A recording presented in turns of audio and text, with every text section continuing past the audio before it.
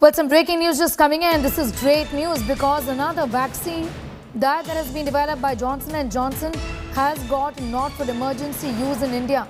The clearance for Johnson & Johnson's single-shot vaccine means that India has 5 vaccines in totality with emergency use authorization.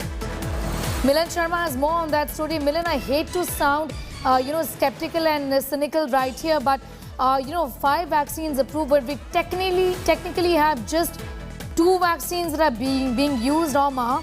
One, Sputnik V, which is of course being administered in limited doses. The problem of shortage of doses in spite of the approvals continue, isn't it?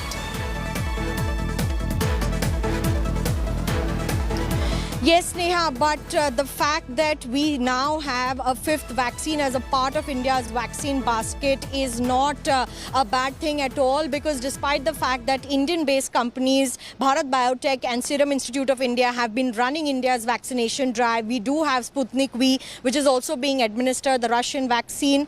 The government just gave emergency use authorization to Moderna, and now it's Johnson & Johnson. But with Johnson & Johnson, we have biological E, and this EUA is very important because any vaccine that's manufactured in India and now will be distributed, or any vaccine that will be imported from America's COVAX facility or even through Johnson & Johnson required this EUA. And Sneha, they've given this EUA to Johnson & Johnson just less than 24 hours because just yesterday the company had submitted an application to the Drug Controller General for an emergency use authorization. So in record time, they've actually received the EUA from the government, and certainly this will add to India's vaccine basket. But definitely the question that you raised initially, even Sputnik V has not been able to give the 2nd dose of the vaccine properly in the country. We are still awaiting Moderna. Hopefully Johnson & Johnson would be better adept at providing vaccines to India, which will help. At least the approval has come in within 24 hours, like Milan pointed out, because the government has said that you apply